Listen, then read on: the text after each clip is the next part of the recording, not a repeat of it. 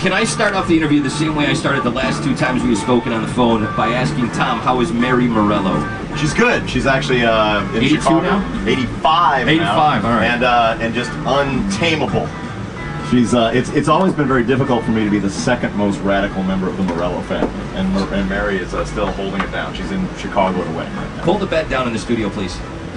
Check 2. She was like, you guys are going to sell your CD at Walmart? Yeah, she's really bummed out that our CD is being sold at Walmart. She views that as a big sellout move. Did you have to edit it? It's the edit. We've been editing for years. We got over that one a while ago. You got over it. Just said the music's out there.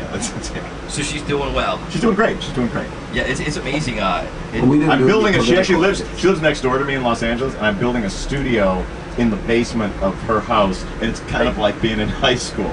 It's like I'm rocking in the basement, and she's up there going, "Turn it down." And it reminds me very much kind of like 17 years old. I was gonna say, yeah. That's kind of amazing. Now, as we were talking before we jumped on the air, we brought Shim in from the Sick Puppies, who is also a fan, and he's. I don't want to ask you about Rage. I want to talk. It's about Street Sweeper Social Club. So he's going to give you. He wants to throw a couple. He's going to ask me about Rage. Really? He might. A few musical questions. Though. Sure. You know what I mean? Some guitar playing stuff because I can't play it. No. All right.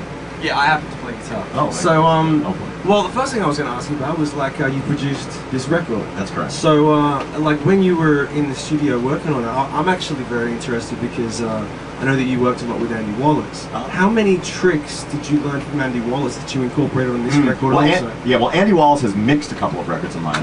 We've never worked with him in a producer's capacity. Oh, really? Yeah. Okay. So the tricks, the main tricks that I've learned in have been from either Rick Rubin or Brendan O'Brien, who I've worked with on many records in a production capacity, and I use those constantly. So what sort of? Most of them are keeping the lead singer as far away from the studio as possible. Is that what you did on this project? As much time as possible. That's the main trick that you learn. Really? That helps make a record good. Because that was going to be the next question. Because I know that in your stuff you've also produced you've worked production. That makes him chafe.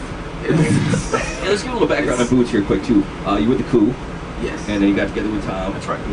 And the story that I heard that you told me was he gave you demos on a cassette, and you guys couldn't find a cassette player. He couldn't find a cassette player. It was his problem at that point. I tried to go to Walmart. I tried to go to Best Buy. Nobody had cassette players. I even asked the local dope fiends if they had stolen any lately. They were like, get up on the time. Like, what's wrong with you? Like, what's wrong with you? You can't get any money for that. So I finally found one at Radio Shack, and after about a month of fast forwarding and rewinding after each song that I wanted to go back and hear, I was like, oh, okay, I'm done with this, and went and recorded it onto CD. It just sold out. I mean, because you played here we are today. You played bass and guitar on this and produced the whole thing. So with all of the music was done, and you basically gave the beats and. Well, no.